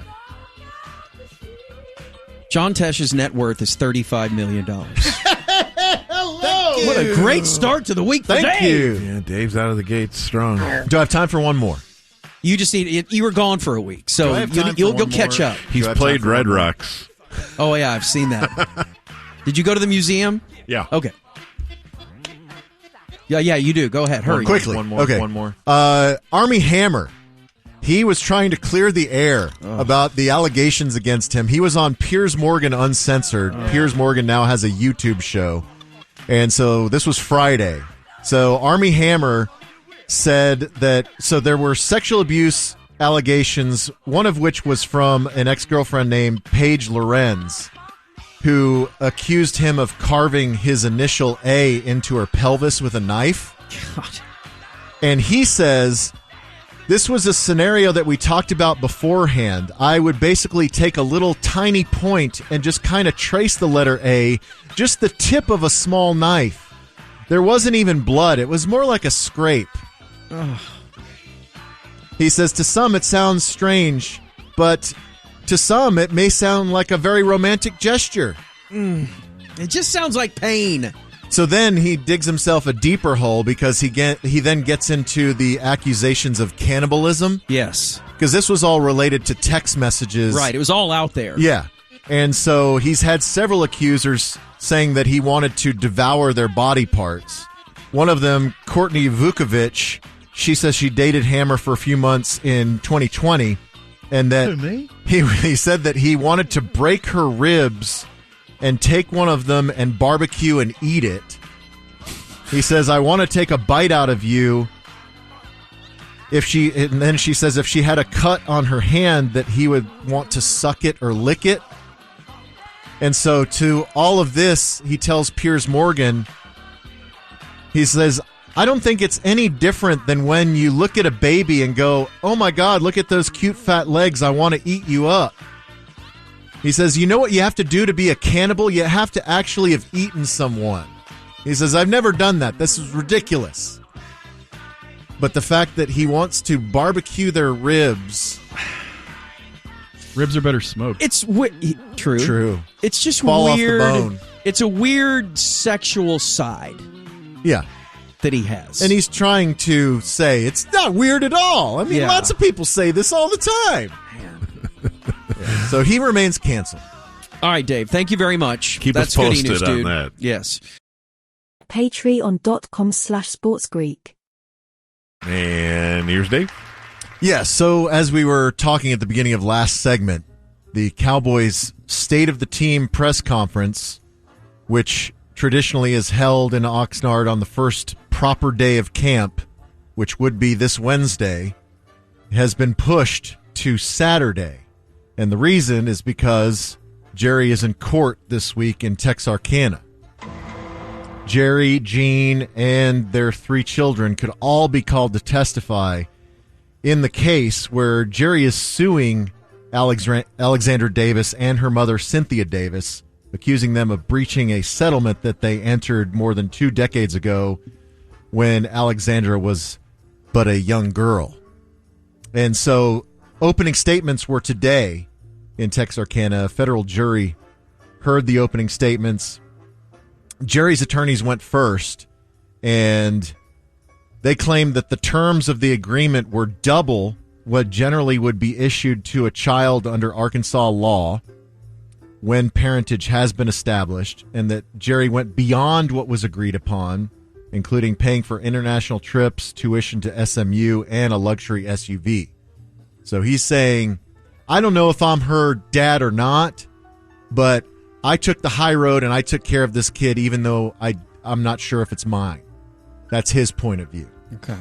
In her opening statements, attorneys for Alexandra and her mom, they asked jurors to imagine the emotional toll of a settlement agreement questioning the ethics of Jerry barring his alleged daughter from being publicly identified as his, and the fact that she was a baby when the settlement was agreed upon. She had no say in the matter, and that they painted the agreement as, this is the attorneys for mom and daughter, they painted the agreement as an ill-conceived means for Jerry to protect what he calls his quote-unquote real family. It's so tense. You know, I mean, I get it. He's countersuing and he's pissed off and all that. But playing the long game here, what is this? How is he benefiting from any of this? Seriously. Like, what if all these people have to testify and talk about this, regardless of whether or not he wins? How is this going to help him? Yeah, the few million that you may get in the settlement, cares? That's a drop in the bucket for him. He does it's $5. It does seem like a weird use of resources and a weird flex. A weird power play. Yeah. Pick your power plays. This doesn't seem like it's beneficial to anyone involved. It was a very eventful weekend for Dallas firefighters. It began on Friday as there was a 4-alarm fire around 6 p.m. downtown. At least 100 firefighters took more than 3 hours to control the blaze that burned down the original sanctuary at First Dallas Baptist. So this is their historic, over 100-year-old building. So is this where Robert Jeffress preaches every Sunday, this spot? Or they have multiple spots? It's his church. It's his church, but it is not the primary sanctuary. Okay. So the structure It's their secondary chapel. It was the original, but now it's the secondary chapel. So is it attached to the primary one, or is that somewhere else? I'm sure it's on the same campus. Okay. It's downtown there. Yeah. Off San Jacinto. Man, this fire was massive. Yeah. Holy You could see the crap. smoke from all across town. But most recently, that secondary chapel hosted Vacation Bible School, which concluded earlier that afternoon. It's also used for funerals, weddings, and events that aren't big enough for the main sanctuary. And no one was injured in the fire. They believe that it started in the basement. But again, it was a 4-alarm fire. 100 firefighters were on the scene. And so on Sunday, Robert Jeffress, the pastor of the church, he preached to the congregation in that main sanctuary next door. And he said, this last Friday night, it looked like the gates of hell were prevailing, that Satan was going to win. But ladies and gentlemen, it is Sunday morning. It is a day of resurrection. It's not a day of death. And I am pledging to you that we are going to rebuild that sanctuary. All right. So there's no sign of foul play or anything? I mean, Not it's yet, a probably. 100-plus-year-old building. So, yeah, I mean, they will fully investigate, certainly, but they believe it started in the basement, and that's where the church library is. So they think that that's a total loss, that all of the church's records from, dating back 100 years, that those are all up in flames. But at least no one was injured, and they will rebuild. Where they was won't Sally? They won't let Satan No win. fire starter No, Sally. Sally was with me in Are you sure? Colorado. She's admitting it. Then on Sunday morning, shortly before 6 a.m., a Dallas fire truck was traveling on I-345, the overpass that connects 75 and 45. Okay. And as they were going down 345, the fire truck hydroplaned, lost control, and went off the bridge. And it landed on the DART tracks near South Good Latimer. And so there were 4 crew members in the truck, and they were all taken to Baylor, and they're listed in stable condition. That no serious injuries as far as we know. That's pretty amazing. Yeah. And so there were no damages to the tracks, but it did, how the DART rail, the light rail, they use the power lines above the train, and they have those, the kind of arms that touch the wire, the live wire. Amazing that I guess there was not like an electrocution of any of these firefighters, because it caused severe damage to the system of wires. It totally collapsed the system of wires that run the trains. So no damage to the tracks, but they're saying, DART's saying that commuters can expect major delays downtown through at least Wednesday. Oh, Lando. They've been working 24 hours to try and repair this. But so they're having to do shuttle buses for passengers traveling within the central business district, taking them from downtown to light rail stations outside of downtown where the trains are still running. I'm familiar. Yeah, sorry, Lando. We're going to get you up and running too, Lando. You just wait. Thank you very much. First DART, then Lando. Now, local golfer, SMU legend Bryson DeChambeau. He did not have a great weekend over in Scotland. Say what you want about Bryson DeChambeau, but there's only 60 people talking to him. God. Say what you will. I will say what I will about Bryson DeChambeau. But in spite of that, he is going to have a huge week. As, he has this YouTube channel, and he does this feature called Break 50, in which he and a celebrity or athlete partner, they do a 2-person best ball full round, and they try to break 50. 50? Shooting best ball. God, 50. Man. And so, but it's always a play for charity, and so each shot under par, I mean, the goal is to shoot 50 or less. Yeah. But as long as they shoot under par, each stroke under par is a $10,000 donation to whatever charity. And so this week, his booking, former President Donald J. Trump. I would think that that's going to raise a lot of the monies. Yes. So they're playing a round of golf together for the Wounded Warrior Project. And Bryson said on his Twitter account, to be clear, this is about golf and giving back to our nation's veterans, not politics. And so he got the idea after the debate, the viral moment of the debate, back when Biden was still in the race, when they were challenging each other as to who has the better handicap and who would win on the golf course. and still amazing. And Trump saying that Biden couldn't hit a ball 50 yards. So Trump is going to get a chance to put his money where his mouth is, because he says he's in very good shape, and he claimed that he won 2 club championships in the last year, and that to do that you have to be quite smart and be able to hit the ball a long way. So he's going to be going toe-to-toe with one of the biggest hitters in all of golf. Yeah. So we'll see. This will debut on Wednesday, I believe. Where are they playing? I don't know. I've watched Bryson's YouTube channel. Have you? Yeah, they had a great video on there, which was like he's bored, right? I don't know. He seems like one of those professional athletes that is not like every other professional athlete, in that he just wants to play with his toys or whatever. He wants to do something different. I don't know. He got bored. I guess he got that live money, and who knows.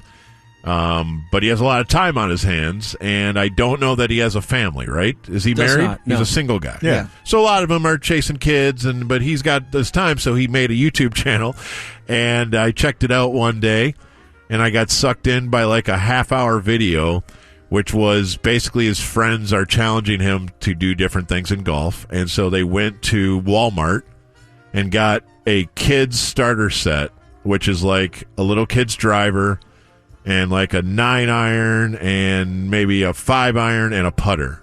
But like metal shafts, not like plastic. Right. No, like they're real like clubs, but they're for like a 12-year-old. For a child. Yeah, maybe even 10-year-old. Yeah, and so they wanted to see if he could break par with a kid's set of clubs he's never touched before. And so they bring it out of the box, and he's taking them all out of the wrappers, and they go right to the first tee. And, of course, he's an amazing golfer, so he does. I think smoking the ball. I think he breaks par with these little kid Walmart clubs that you could buy for like $80. No idea anything. He's like, I can't swing harder. I'll snap the shafts. Right. Like gone. It's like 265 right down the middle. Yeah. So he can't hit it 330, right? But he can hit it still further than most grown men. That's crazy. I don't know where they're playing, but it appears it's going to drop tomorrow. So they've already played. Yeah. I'm going to go on a limb and say it was probably a Trump golf course. I imagine so.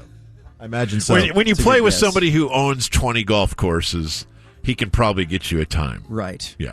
And lastly, we know how Vegas likes to bet on everything. So they've put out odds for the vice presidential nominee for the Democratic ticket. And, the names that everybody's talking about are at the top: Josh Shapiro, Roy Cooper, Mark Kelly, Andy Bashir, Pete Buttigieg. But then you go down to some of the more long shots. You have, let's see, Hillary Clinton at plus. There's an N in there. Hillary Clinton at plus 660. George Clooney at plus 10,000. Oprah Winfrey at plus 25,000. Yeah. You called it. Nick Saban at plus 25,000. Nick Saban. But most notably, Mark Cuban plus 5,000. Okay. I mean, he's in the middle of the pack. He's a dark horse, but he's on the list. So could Cubes answer a call? Could he have done that had he not sold the Mavericks? Because there's some political rule. Didn't Trump have to stop doing stuff once you're supposed to divest of any conflict of interest? Yeah, because that's why federal interest. That's why Jimmy Carter had to sell his peanut farm. Yeah, I think Trump got around it because he interest in federal interest. He put it into a trust or something, or his kids But had Cuban's controlling fine. interest or something. Okay. I don't know. All right. Cuban's fine. Yeah. There's no way he does it, though. No. There's no way he's asked, but there's no way he would do it. We'll see. You know better than anyone else. We will see. He would be fun. All right. That's good community quick hits, dude.